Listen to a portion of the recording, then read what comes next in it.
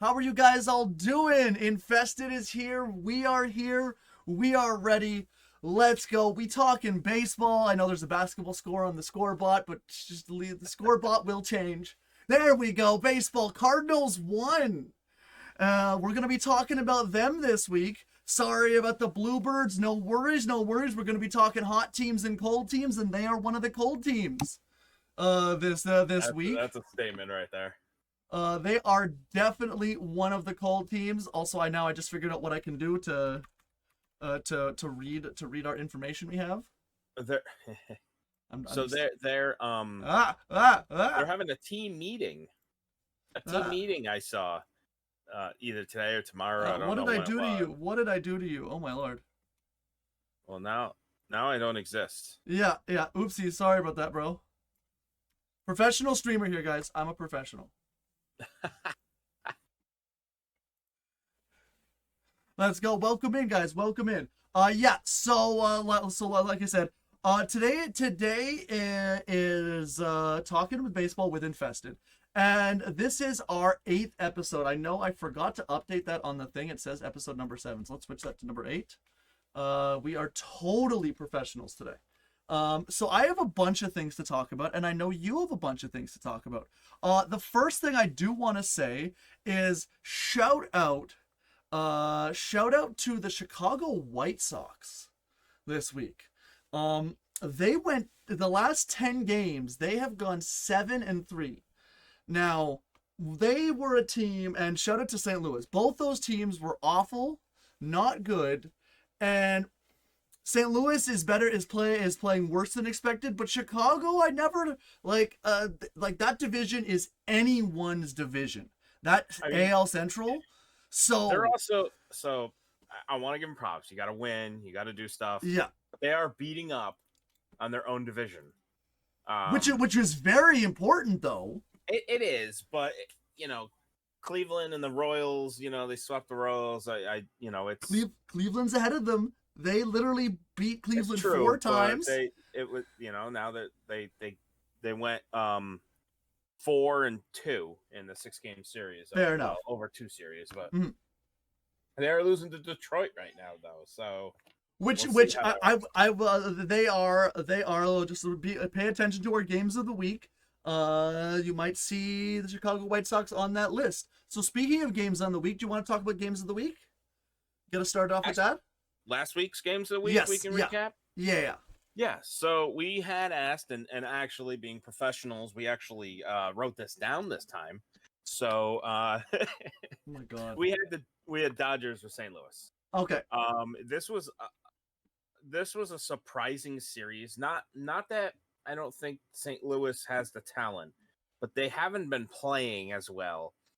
But they beat the Dodgers 3 of the 4 games in that series. Yes. And it was it was, to me, it was a little shocking, to be honest, because I wasn't expecting that. And it wasn't even some tight games. I mean, they shut out the Dodgers one game. They absolutely hit the crap out of the ball one game. It was 16-8. So I don't know, they had just come off that series with the Twins where they went 2-1, and that was one reason why I was excited to see. I don't know, and it's not like the Dodgers were playing bad baseball. I mean, they just went and did. They took 2 out of 3 against the Braves, which is another good team. So maybe St. Louis is turning that maybe they're turning it around a little. So, and that's a big thing, because that division, the Central divisions this season, are literally the most winnable divisions. Now we gotta also say, give big props. I know it wasn't a game of the week, but give big props to Milwaukee. So I had been saying since the beginning that Milwaukee was gonna fail and they were gonna flop, and they have come back. Now, obviously the competition was a little lighter, but they took 2. They took 2 out of 3 against Houston. And we were talking this offline. They got their butts handed to them and then just shut them down. Yeah. I that to me, that's a well-run team. They don't dwell in the moment. They lost, 2-12. Well, yeah. And they came back and shut down the Astros in back-to-back games. And and that's good, because actually the shutting them down is the biggest thing to me, because one of the things I said, the Brewers would have a lot better record if they could actually, if they had pitching. They've given up some of the most runs in the league. Their differential is actually negative. Exactly. So, it's. I mean, they do need to hit, but if they had a little bit better pitching, they probably would have won some. Well, and some speaking to chat, we have a St. Louis Cardinals fans in chat right here. The Central Division in the NL and in the AL is always gonna be a toss up. At one point they did have the most teams. Now they're like every division they have 5. But at the same time, it's the teams they have in. The teams at the top are not big spending money teams, so they're not going to be running away with divisions unless obviously they have a bunch of superstars. And that's it. And in all fairness, I mean, like in the American League Central, there's very few teams that actually will spend a lot of money. They'll occasionally do, but generally they have controlled budgets. Yeah. NL, look, St. Louis can afford anything. They just don't always spend the money. They may say they can't, but they have it. Honestly, to be honest, all owners can. Chicago has money. It's yes, like and they spent it this year, and so like Chicago needs to be worried right now. Chicago needs to be worried because like obviously Chicago hasn't played well. Like we were talking Cubs. Yeah, Chicago Cubs, not the White Sox. Chicago Cubs haven't played well. We were talking about this last episode as well, is that there was an opportunity to change who was on top of the division. And I know last week they were playing Minnesota and Houston on the road. But like this week it wasn't any easier. But if you're going to be a good team, you got to beat the good teams. And now they have so far beaten the Mets. They have so far beaten the Mets 2 out of 3, and they are currently losing to the Mets right now. So this would be a successful coming back home for them. But with St. Louis on the rise, like their spot in the division is in the divisional race. Like honestly, I mean, I know they beat the Mets, but that says more about the Mets right now. Well, yeah. And how they're unorganized. I don't know what's going on there because they have the talent. They'll they'll have to figure it out, but we'll see. I mean, you'll see the Cubs. They play Tampa later.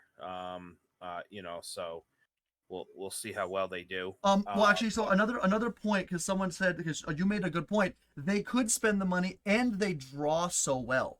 Yeah, they have a great fan experience. It was during the opening series when against the Blue Jays.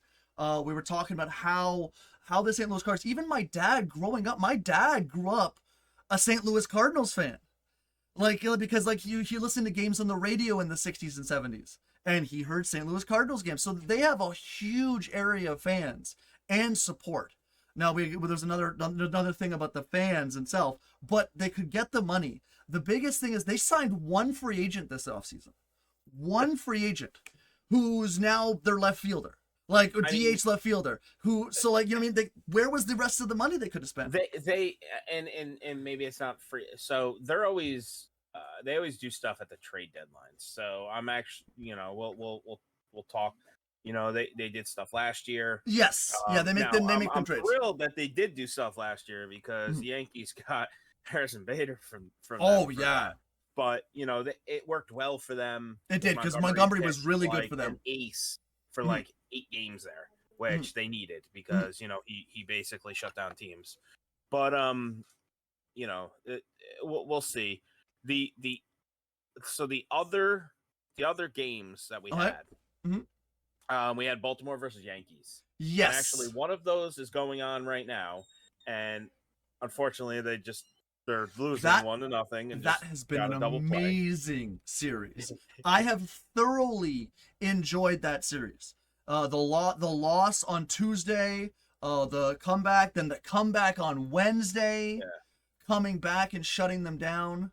So and it was I mean, look, teams give up a lot of runs, but the Yankees bullpen pitching and just pitchers don't normally give up huge innings, and the Orioles got eight runs in one inning yesterday.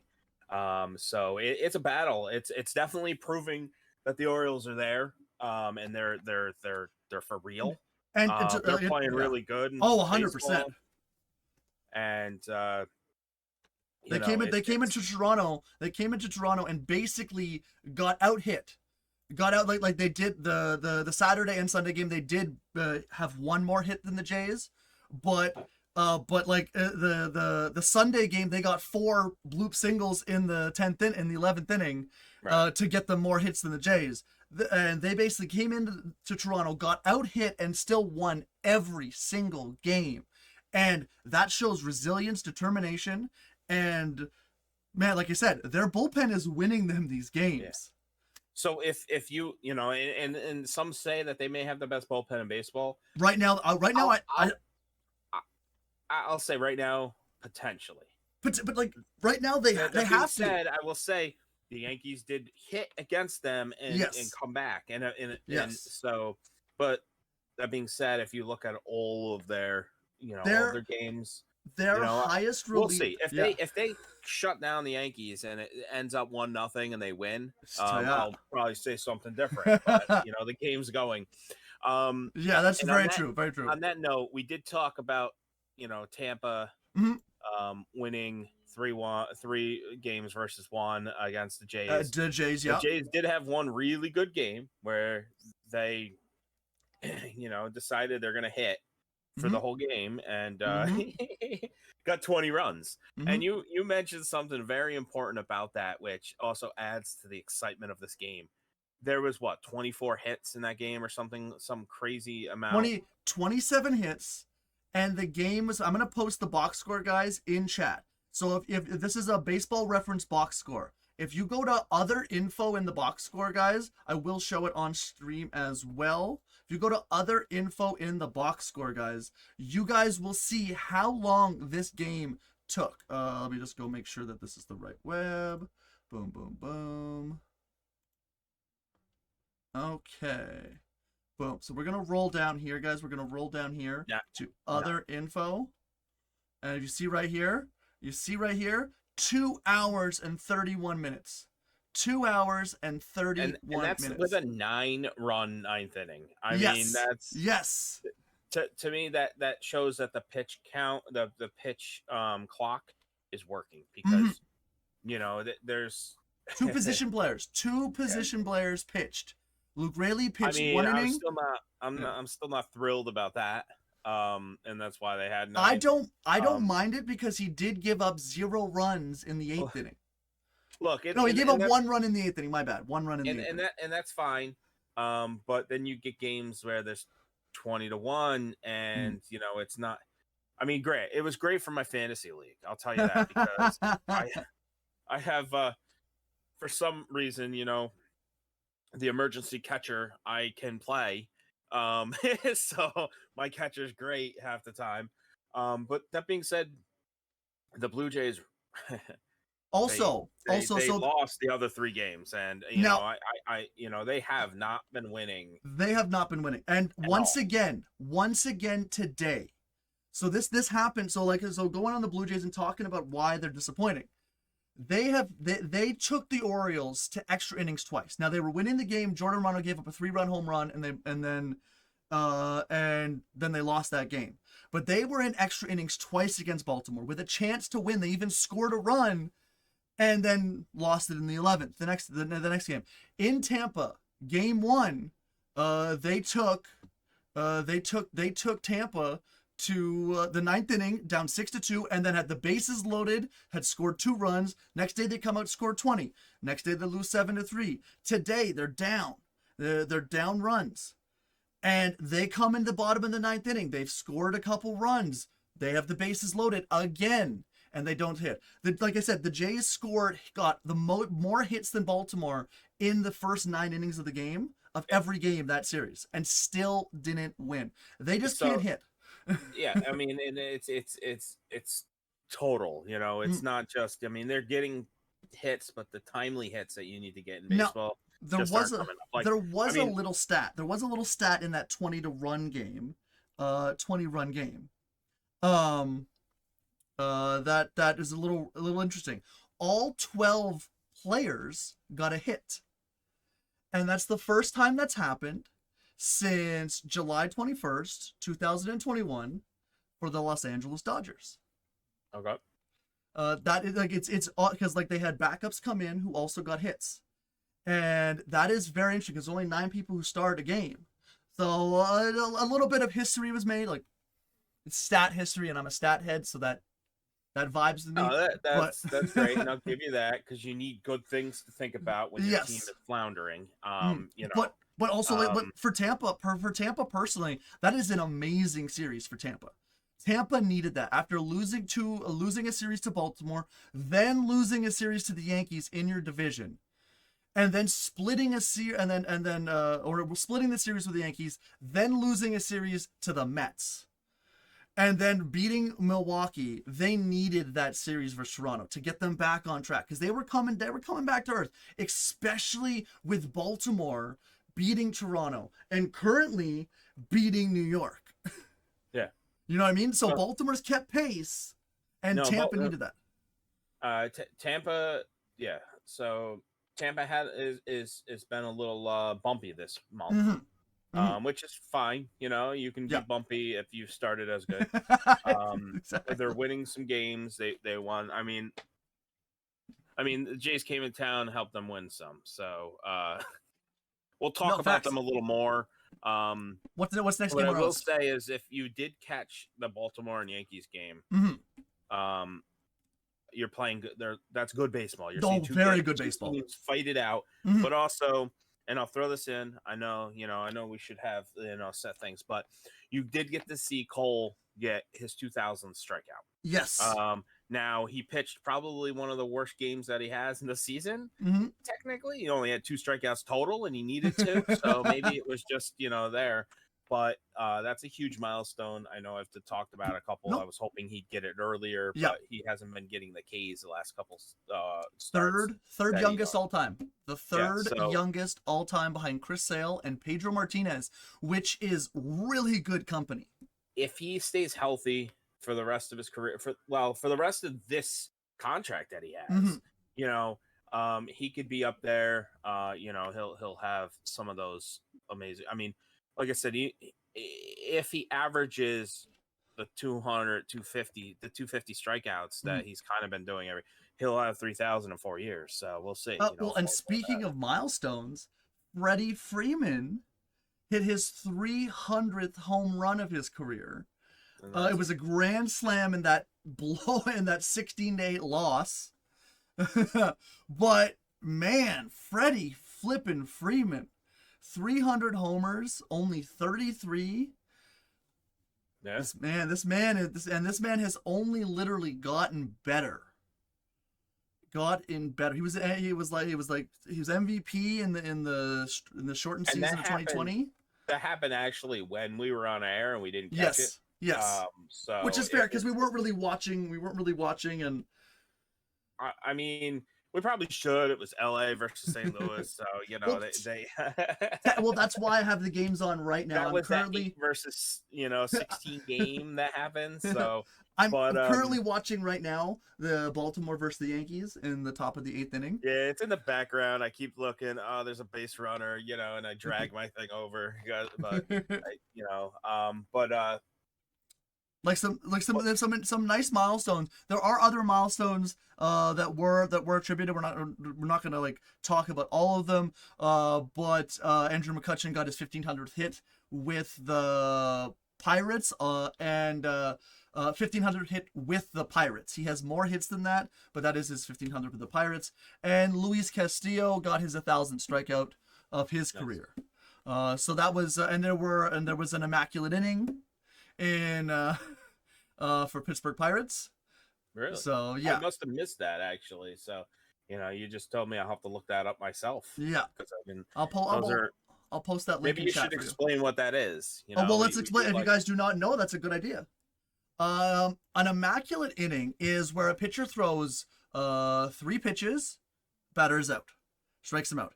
3 pitches, the batter is out, and then 3 pitches and the batter is out. Now, it doesn't have to be a strikeout, but it's it's much better if it's a strikeout. But nine Explain that pitches, box score. batter is out. The link has been posted in chat. Now the question is there a name if you get 3 pitches and 3 outs? I do not know, but the immaculate inning is 3 pitches, 3 strikeouts, 9 pitches, 3 strikeouts, inning over. And it is honestly one of the rarest feats in baseball, especially these days, because these are all professional major league hitters, and this is not single A where you're gonna face some maybe guys who may not know all your pitches. These are guys who will hit things in the strike zone, foul off pitches. And by pitch 8 that you throw in the strike zone for a strike, they're gonna put some wood on that and potentially get it a hit. Yeah. So it's or a foul ball. In a 0-2 count, which that messes up your immaculate inning. So, it's huge. It's huge. I don't know how many times, and maybe we tell our fans to look this up, and maybe I'll give away a sub or something if they can look up how many times an immaculate inning has happened. So, a little game there. But put it in comments. Let me know. First one to get that to us. You could always trick me into looking it up. Yeah, I might forget. Look. I might forget he said this, so I might actually look it up. So the other series game that we had that we advised people to watch was Texas versus Pittsburgh. Yes. Now, Texas won that series 2-1. But Pittsburgh came out hitting, and we're talking about a Texas team that just got done beating the crap out of the Rockies. They swept them. They absolutely put that ball in the stands. They put it on the ground. They did everything they needed. They put up a lot of runs. I think they had something like 31 runs, I think. 31 runs. 31 runs in the 3 games, and then they go in against Pirates, and it's hard to explain. Sometimes when you have those series where you're obviously overpowered the other team and you're just better, when that competition comes in, it takes a little bit for them to reset that. And they did lose that first game, but then they came back and won it. So Texas has been pretty solid all year. That first game, they also almost came back too. They scored a run in the they scored a run in the 8th and a run in the 9th after giving up 5. But Pittsburgh has had good pitching this year, and Luis Ortiz pitched well. Rich Hill did not in game 2, but game 3, Texas scored 3 runs in the first and then no other runs. Pittsburgh scored 2 in the second and then no other runs. That was a very good game. Martin Perez went 7 innings. Like I said, this Texas team needed that. They needed those wins because Texas does not have an easy. Well, they have a kind of. They do not have an easy team coming in next. They are playing Baltimore in Baltimore, and Baltimore is hot. So, and I'll give a sneak peek here. Yeah, that's actually one of the games. One of those 3. Holiday weekend coming up. If you're an American, I don't know if Canada has any holidays during this weekend. Our holiday was on Monday, Victoria Day. Okay, all right. So, you got to keep me honest on this. I'm in the especially the New York State mind, but not only that, but the eyes. But anyway, it's going to be a fun weekend. There's a lot of good series, but in the next week too. But one of those games, Texas versus Orioles, check it out. Those are 2 powerhouse teams. They're going to hit well, and we're going to really see how good that bullpen is because Texas hits well. They have a lot of good hitters. So it's going to be interesting to see if they shut them down. We got John Gray versus Grayson on Friday, Andrew Heaney versus Dean Kramer, and Dane Dunning versus Kyle Bradish. So I would suggest watching the Friday game. My personal opinion, that is your best pitching matchup. Grayson, the top prospect. John Gray going for Texas, the big free agent signing. Yeah, and who's coming off 3 good starts in a row. And he is, and I have him on my fantasy team. Uh-huh. And he's been doing really well for me. And I am going to start him again this week. It was a tough decision because, you know, the Orioles are a good team, but so I feel like he can shut them down enough to get the win. And in my fantasy league, a win means 10 points. So for me, that's great. But you know, it's going to be interesting. That's going to be a great series to watch. I'm going to probably 100%. try to put that on. So 100%. Definitely highly suggested. And you know, that was great. You picked Friday. I'm gonna make a note of that. Too, well, it's for me. It's the best pitching matchup. It's the best pitching matchup. It started the series too. Which team's gonna come out? Like I said, both teams are hot. Which team's gonna come out and fire the first punch? So, with that being said, you know, we'll go a little out of order here. I think we can do the games to watch since we just talked. I do want to talk about. We'll go over them again as well too, so that's fine. Yeah. I do want to talk. You know, one of the games, you know, the Rays are good. The Dodgers play the Rays. Fair enough. And that is going to be a great series. That's this weekend also. I did pencil in which game to maybe look at, and it's Saturdays, and mainly because Tampa Bay is getting Glasnow back, and that's his first start after being called back up. So it's going to be interesting to see how he pitches against basically a really good Dodgers team. So, you know, they're coming off of a good series against the Braves. So we'll get to see how they face each other and see if it's more superior AL East again. You know, see if the AL East is going to beat up on the rest of the league. You know, the rest of the league. So, I do we do want Tampa to lose, so we don't have to be fine.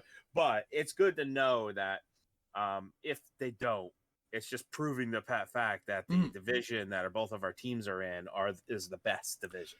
So. Oh, well, okay. Well, it's in speaking to that, it no longer is as dominant with the Blue Jays coming not playing but good baseball and Boston coming back to earth. Los Angeles, Houston, and Texas have all surpassed records. But obviously, it still has five over 500 teams, so it's still the best division. But at the same time, Houston is now showing us what Houston can do, and Los Angeles, the Angels. Whoa. Back this up. This is actually in my notes. Houston did win a lot of games, but take a look at Houston's schedule. They had one of the easiest May schedules of any team I've seen. And they have played against the White Sox, the Cubs, the Athletics. They play the Athletics again. Come on. And they started the month against the San Francisco and the Mariners. So, like, if you're trying to tell, I mean, look, they're winning those games and it's keeping them. But I'm not going to be high on them yet until they start actually going through the gauntlet that some of the other teams have had to go through. That's fair. You know? That's absolutely fair. The Jays have lost some games because they're going up against really hard teams back to back. You know, and it's important. Now, we'll see. Houston has some hard games in the month of June. They do. So you know they're going to be playing the Angels, the Blue Jays again. Hopefully they fix their stuff by June. But you know they do have somewhat okay. But at the end of that month, they go through a gauntlet too. Yes. At the end of June, where they have the Dodgers, the Cardinals, and the Texans. And like I said, that will show They're gonna play the NFL. You know that's what's going to happen. Well, and speaking of Los Angeles for me has played a lot more better teams, and they have a pretty good record. Now, for me, like I said, this is going to be an unorthodox pick of the week. I am picking Los Angeles versus Chicago. And the reason I'm doing Los Angeles versus Chicago is, like I said, Chicago has just come off beating some very easy teams. But that AL Central, they're 5.5 games back. They they got off to an awful start. Everything was awful. And they are slowly creeping back in. Now Dylan Cease will not pitch in that series. So the Angels versus the White Sox. Let's say Yes. because Now when you say LA versus Chicago, okay, I had to look. I was like, I don't remember the that's Dodgers fair. playing The Los Angeles Angels. But Now the reason I'm saying that is because Michael Kopech is coming off two really good starts against Cleveland and Kansas City, and he is pitching well. Now, obviously, those aren't the best hitting teams, but he is pitching very well. He is going to be playing at home versus in front of his fans. That would be a good game to watch because which day was that? that's the Monday night on the 29th. Monday. I believe he is scheduled for that start because he pitched Wednesday. He pitched Wednesday, and they're starting a series with Detroit today. So he will not pitch in the Detroit series. He will pitch the first game of the Los Angeles series. That's why I'm suggesting that game as well, because let's say Detroit takes them to town, because Detroit has been playing decent baseball, and which is surprising for that division, which is keeping them close because Minnesota's been up and down. So at the moment, like, I'm not going to worry about the division, but so Detroit could say, well, hold your roll. Let's give ourselves a better chance and take you guys down. which would be great. At the same time, I still think it's worth it. I do like watching great pitching matchups, no matter what the team. Which is also why I say it's not going to be on my games of the week. But if you're interested, Los Angeles is also playing Miami, and Miami has some of the best young pitchers in baseball. And they just called up their top prospects. He's been hit or miss with innings so far, but he has looked really good. And they have the last year's Cy Young Award winner. So it would be a good series to watch. First the Angels, and for Miami, because they're currently still second in their division, and it's going to be a tough series for them, though. Oh, 100%. I mean, Miami has the ability to win those games, but they just don't hit well. And they, like always, they don't, they don't hit. They have one hitter. They literally have one hitter who we're gonna talk about later on here. But like, so if that doesn't interest you, my other game of the week would be San Francisco versus Milwaukee. San Francisco is playing Milwaukee today, tomorrow, for the next 4 games. And I'm going to say that the May 27th game, Saturday, Logan Webb versus Corbin Burns would be, if you have a chance, 4:10 Eastern time start, would be the game to watch. Great pitching matchup. Logan Webb's been pretty good. Corbin Burns has not been his dominant self, but Logan Webb has just not gotten the run support and pitched well this season. So I would be interested in that game because San Francisco's a decent team, and Milwaukee is leading their division. So this is an important series for both of them. And in Milwaukee, like I said, they shut down the Astros. That's a big deal. I only have one other game that I made a note of, and actually it is the Astros, because I want to see how the Twins play against a good team. Yeah. I'm not, and I mean, and I'll say that loosely because it's the Astros. No, I'm just kidding.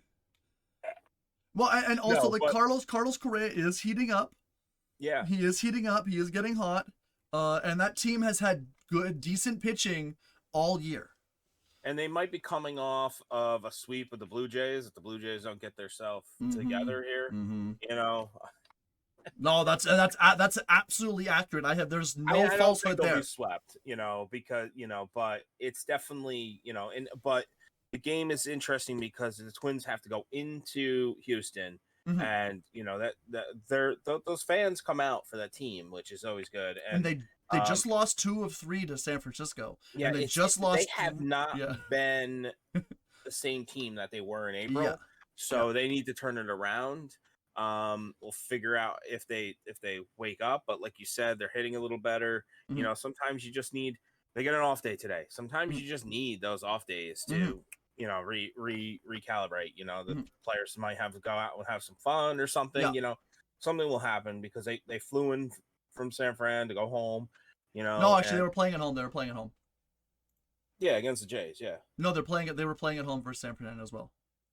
Oh, really? Yeah, Oh, so they have an off day in their hometown, so it's even All right, that's then even you better have to actually. fly That's even in. better. That's even better because that means Yeah. a lot of them go home, you Yeah. know, and then enjoy family time, which is also another way of recharging their batteries. Because that's something we don't always talk about. Is look, I'm not gonna feel bad for players because they get paid to do this, but you know, it's grueling months of traveling and not seeing family and being away. You know, even when they're home, they may have a set way of doing stuff, and they're just not around. And actually, you know, I can reference, you know, Jeter, who I know well because he was a Yankee.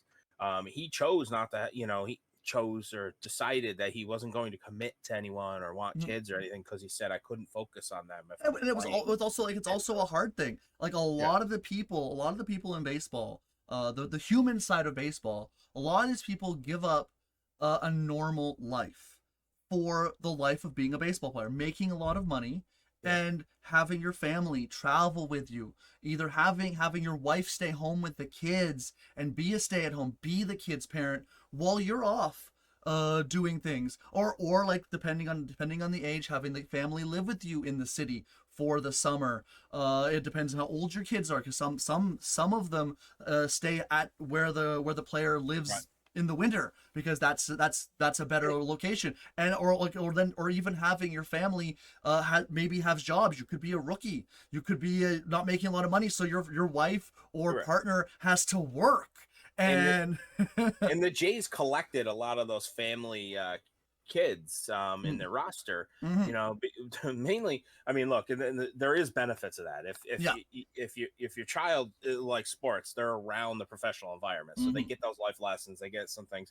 They may learn things that you don't want them to learn also, because you know, a dugout probably isn't the best place in long term for children, but you know, that's fine. We can have that debate later. We can have that debate. I think we're good. We have six games, six potential series. games. Well, watch them all. You know, six series.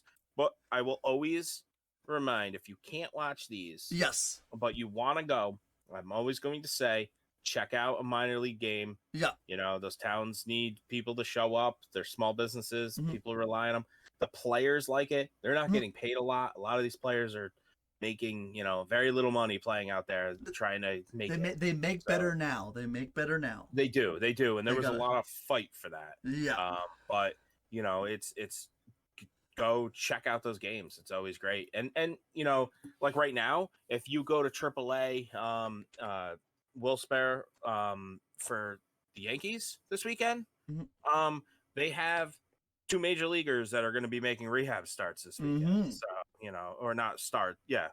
One's a pitcher, Kano, and then Josh Donaldson. Yeah. So, just seeing Josh Donaldson in a minor league with all ballpark. the injuries, you could see major leaguers for like a fraction of the cost. That's how I got Dustin McGowan's autograph.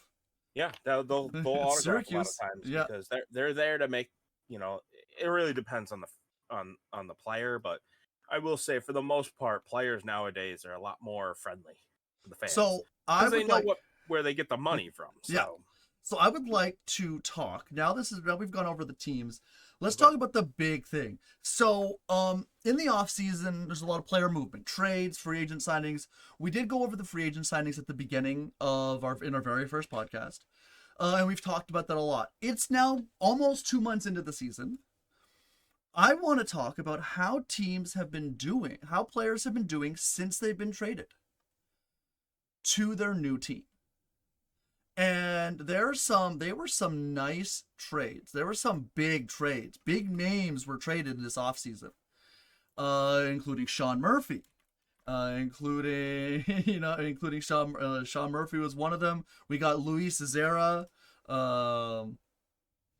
Let's go Eric Swanson, Teoscar Hernandez. Let's go Gio Urshela. No, he's not really big now. I just know his name. Jesse Winkler And was traded. You know, so like people who are performing, people who aren't performing, some small under the radar trades. So do you have any trades you'd like to talk about? I'm really bad at remembering names. No, actually, Gio Urshela has been really good in the beginning of this year. Mhm. I mean, maybe not hitting, but defensively and playing all around baseball. I think he's hitting 300 though, which is Mhm. always good. You're getting on base. Um, you know, uh, I'll let you take this one. And let me think about this because I Oh, well, probably so the trade, well, track. the trade I'm going to start off with though is the Miami Marlins and the Minnesota Twins made a trade. Luis Luis Cesaro was a decent play, was a pretty good player, pretty good player. I think he won a Silver Slugger last year. Won a silver. No, he was yeah, he won a Silver Slugger last year. Hit 316, led the American League in hitting, for a Minnesota Twins team. And then they trade him in the offseason. He's old, like that was it. That was really his second full season in baseball. 29 I guess 2019 was his first because he played 92 games. So his third full season of baseball, and he crushed it. Made the All Star team, 13th in the MVP voting. They trade him for a pitcher.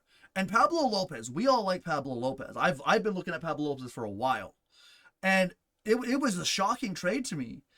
But he has been absolutely dominant. Like we've talked, he is literally the one player you can count on to hit. John Birdie's been hitting a little bit for them. Yuri Gurriel's been hitting a little bit for them. And Jesus Sanchez, before he got hurt, was hitting a little bit well for them. And Jorge Solar has been on fire recently. So they have had some hitting, but he has been the one big bright stop. Actually, he actually just went 0 for 5 for the very first time this season, which is insanity. And it's because it's May. So that was a big trade because Miami had a huge supply of pitching. They had Sandy Alcantara and Jesus Lazario. So getting rid of and Edwin Cabrera, they could afford to get rid of him, but it was still shocking. Now Pablo Lopez, he has had some injury concerns. But he's also when he's pitched well. Now he is 1 year older. Uh, but he has pitched well for Miami. And Miami's not a very good team, but he had a sub 4 ERA the last 3 seasons. And he is sub 4 ERA for Minnesota, has pitched a little bit worse, but different environment, different people he's facing. And I think this trade, right now, it's leaning good for Miami. But at the same time, I think this trade is going to be equal value in my personal opinion, Okay. because Pablo Lopez, Minnesota needed another pitcher. Like you could say, well, they had Sonny Gray. They had Sonny Gray. Sonny Gray was one. You didn't expect Joe Ryan to come out and absolutely dominate this season, but he did. He has. So like adding Pablo Lopez to that mix has been really beneficial for the Minnesota Twins, and that's why it's one of the reasons why they're leading the division, in my personal opinion. And that's for me, that's one of the big major trades of the year that were equal for both They sides. they also picked up last year. They picked up Tyler Mull Mal, who started the season well, but I believe he's on the IL. Didn't He he is get on the hurt? IL right now. Yeah, he did start the season well. Yeah. So we'll see. I think he's out for the rest of the season. He's on the Pretty 60 close to days, it. so yeah. So it's possible. But one that I have that we forget about, not really forget about, but we forget it was a trade in the deadline last year. It was a big trade. And I'm going to say disappointing, but it's still a little too early to tell is Juan Soto. He's hitting, and the Padres picked him up. They also picked up a lot of people, but they I think they were expecting a little more out of his production so far. He's not bad per se. Most teams would love for that, Mhm. but he's also not. He's not his on base percentage is 400, but it's I think we expect when that trade was done that you would see superstar activity, and I haven't gotten that from him. Just you think his 2021, 2020, 2020. The thing is I think I'm being nitpicky now that I'm thinking about it more, because he's had a really good season so far. I mean, he's got 1.8 over WAR. I just looked that up, and there is probably 20 other teams that would love to have a player in the outfield that had 1.8 WAR, but I do expect more. Now he's 24, so that trade's gonna pay dividends later, but we'll see. But he's going to keep getting better. So I'm disappointed right now, but it's probably going to be one of the better ones. It's one of those, shock and awe ones that happen. Sometimes you get trades that are as amazing. We can discuss potentially what ones could be this year. I know we've kind of alluded, but that's definitely one. Well, I already discussed the Bader trade. With Montgomery. I think another one of the off-season trades that honestly went the other way is the Seattle Mariners picking up Teoscar Hernandez. That has not worked out for Seattle so far, from what I know of Teoscar Hernandez as a former Blue Jay. Now he did Teoscar Hernandez won 2 Silver Sluggers, 2020, 2021, made the All-Star team, got off to an awful start in 2022 and got hurt. And then if you take out his awful April, May, he was a Silver Slugger viable player who then crushed 2 home runs in the second game of the wild card series. But this season he has 71 strikeouts. He has walked 7 times. He is leading baseball in strikeouts. He has been demoted from 3rd in the batting order to 7th. He still has hit 9 home runs. But he's having a 6.88 OPS. He has not had an OPS like below 7 at any point in his career. And they gave up, they could afford to give him up. They gave up a good bullpen arm in Eric Swanson, who hasn't been as dominant as he was last year, right. But they gave up a really good bullpen arm. And Eric Swanson has potential could be a closer for some teams. So I do have one that I'm curious about. And being that you're a Jays fan, I want to know your feeling on the Varsho trade. I am totally down. I was glad you bring that up, because I was not going to bring it up. Would really rather you to bring it up, but that is also one of the biggest trades of the offseason. Now, do you feel it was because of the way Gurriel has been hitting? All right, so I'm going to give you my thoughts on this. So, as we all know, Arizona, we've talked about Arizona on this podcast before. Arizona had opportunity. They had 4 outfielders. They have Dominic Fletcher, they have Jake McCarthy, Alec Thomas, and Corbin Carroll. And Dalton Varsho. So they were able to trade one of them. But they also wanted something of value back. Getting Lourdes Gurriel back was perfect. Lourdes Gurriel probably needed a fresh start, as well as Lourdes Gurriel's been nominated for a Gold Glove twice. Lourdes Gurriel is not a good outfielder. He has a very good arm. Catching the balls is a little bit of an issue. Throwing the balls, he is amazing at. Lourdes Gurriel, a change of scenery would have been good. We've talked about his rise last stream. But he has refound his power stroke a little bit, but he's also not facing the AL East.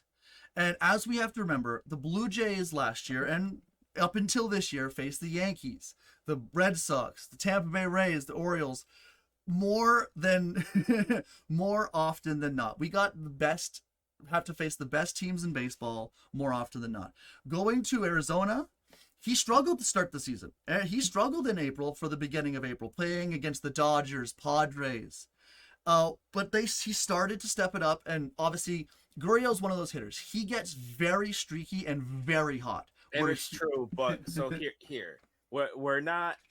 So I'll let you talk about the future. If Varsho is probably a better long term, but Varsho what I will point out right now, yeah. I think right now Arizona got the better value. 100%. They also got Moreno, and yeah, that's where they steal. Yeah, between these two hitters, between Gurriel and Moreno, I mean they have 1.2 and a 1.6 WAR versus a 1.2 for Varsho and WAR.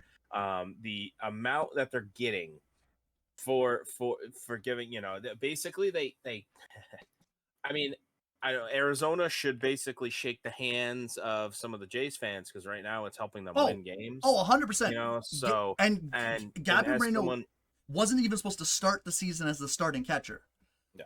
The catcher got hurt and he was put into the position of starting and ran with it. And like you said, we knew he had this talent.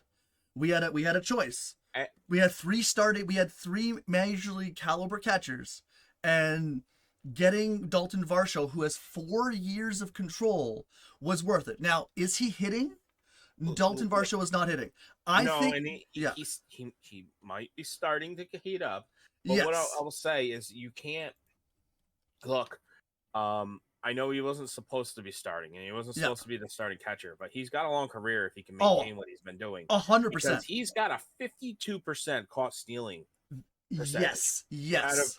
He's thrown out 12 of 23 stolen base attempts. Now that's pretty good, especially this year. He is absolutely on fire. His bat and his defense are exactly what his promised. He was Toronto's number one prospect, guys. Toronto's number one prospect, and Gurriel, who's a free agent after his contract expires. So Gurriel is right now hitting the ball and making people think he's worth it. And he is also playing league average defense. Gurriel is. So he is an average defender. The biggest value for Toronto is that the reason the Toronto Blue Jays signed Kevin Kiermaier was to get Springer out of center field. And getting Dalton Varsho was the best case scenario. He is the future center fielder for Toronto. Toronto's outfield defensive run saved is astronomical this season because of Kiermaier, because of Varsho. Now, was Varsho hitting? No, and there are some concerns with Varsho's hitting and Varsho being pitch hit for in big situations against left-handed pitching. He was very awful against left-handed pitching last season, but was very good in 2021. So there is some concern with how he's not been hitting against left-handed pitching again this season. But like I said, I think Toronto is happy they made the trade, and it's also hard to judge based on players' performance now with a new team in a new league in a new division, because sometimes players just need a change of scenery. Gabby's different. Gabby, he never really got an opportunity here other than a little cup of coffee last season. So I'm so glad he is being the player that we thought he was going to be. Obviously, I kind of wish it was for us, but at the same time, I'm happy he's doing what it is. Gurriel, I'm also happy for, but at the same time, I think Arizona is like, thank you very much, everybody. This was an amazing trade. Arizona is currently winning this trade. We will revisit this later on, but Arizona absolutely won this trade at this time. I have both of these players on my fantasy team. So both of these outfielders, at least. I don't have a catcher, but it's interesting. We'll see. I hope they both do well, to be honest. But and unfortunately, the Yankees just lost. So they lost that series to Baltimore. So that's a big deal. Especially since the last time they beat Tampa. So they're Baltimore's rolling. So that this makes Baltimore's next series very important. So let's see. The other big trade that was made this offseason was for a catcher, Sean Murphy. Now, Sean Murphy was traded from Oakland to Atlanta, and then I think signed to a contract extension, if I'm not mistaken. Yes, he was signed to a contract extension as well once he was traded to the Atlanta Braves. Yep.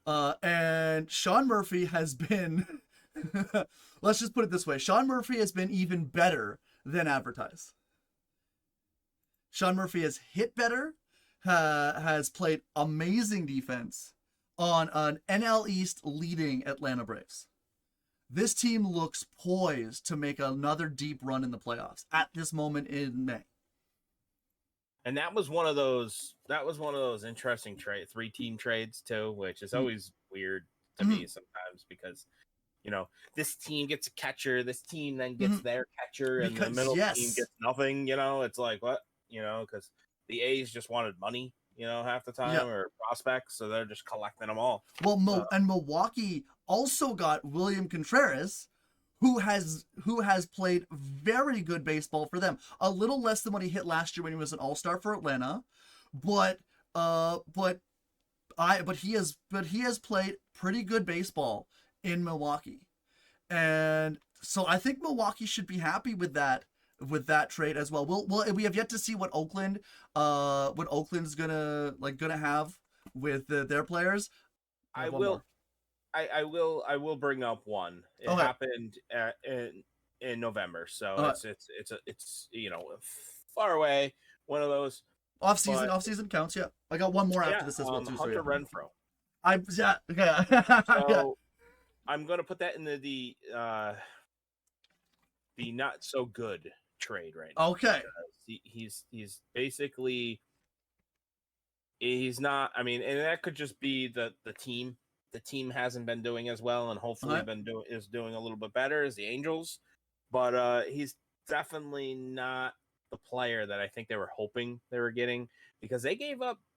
And granted that the prospects aren't there, but the Brewers got three prospects. Well, three pitchers, two of which are in or out of the thing, but they're getting three pitchers for one outfielder that they didn't necessarily need because they had a full house there. So it's going to be interesting. He is hitting to his league. He is hitting to his career averages. Okay. I don't think they're he's hitting like above his career averages, but like he is hitting what he hit the last 3 seasons, Baltimore, Milwaukee, and LA so far. So what you're hoping, and they may be hoping for more. You're definitely right Boston. There. He was with Boston. But, in 2021 in Milwaukee in 2022. You're hoping that he will do better, especially with 2 great hitters on your team that can help you, by getting you in those situations. And it's just not, because he's surrounded by more talent, but he's not showing that he can be better. So, and some of the bad thing is in the beginning of this year, he's already grounded into 9 double plays. Yes. That's a lot. That's a lot. That's a lot of inning killers, most likely. And I feel, and I don't think they factor that into the WAR, but that's a stat that I feel like should factor into WAR a little. That was always one of my biggest gripes sometimes, is that when, Giancarlo Stanton was hitting, he a lot of times would put the ball on the ground instead of in the air. Mm-hmm. So, it's one of those.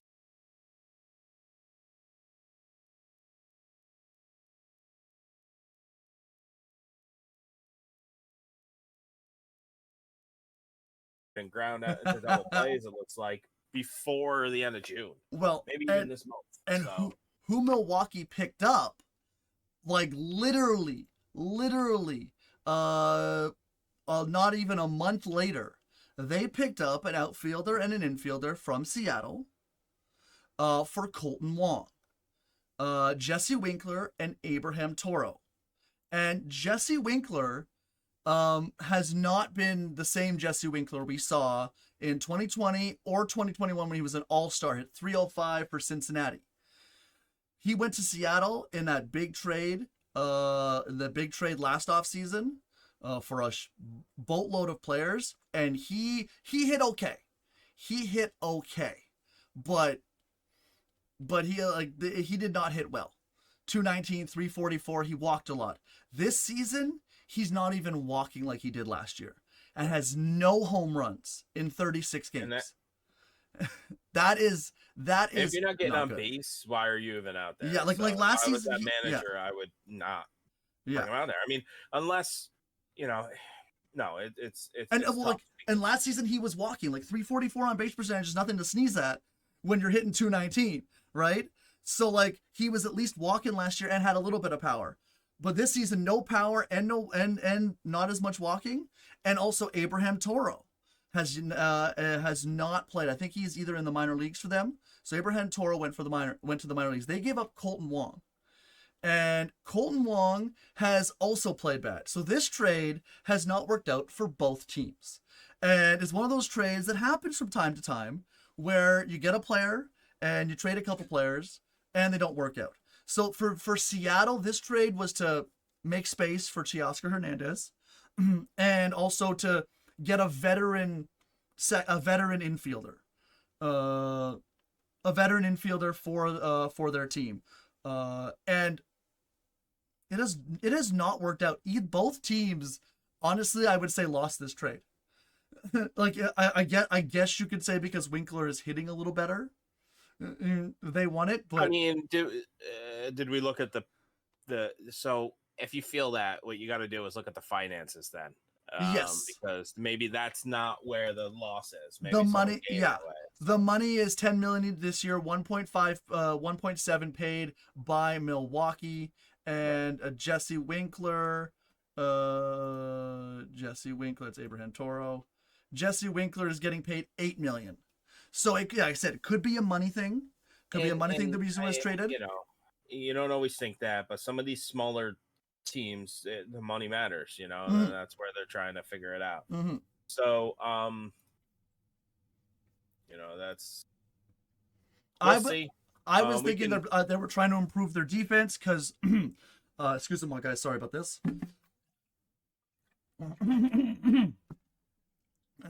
Toro was not good at second base last season.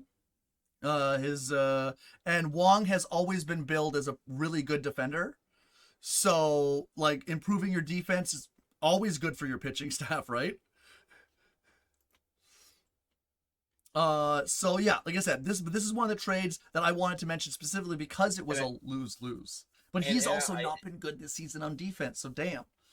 And I'll carry that on. I got to look this up, but I just visually watching the Orioles this year, one of the reasons their bullpen is as much better, their pitching is that their defense has been a lot better than the last couple of years. They were known as 100%. The error team. They would just make errors all the damn time. So, it could definitely change a game. Turning a double play instead of getting one out could be the result of being down 2 runs instead of 1.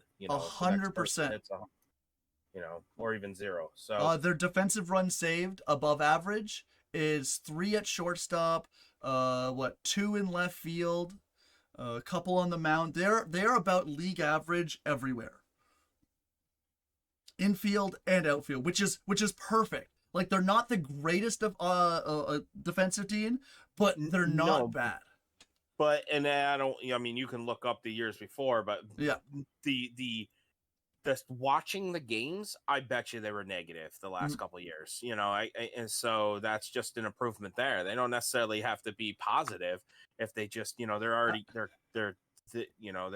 if they're hitting and they're allowing less runs, they're gonna win. Last season, part of the reason why they were so good is because they had good defense behind the plate, third base, shortstop, and center field.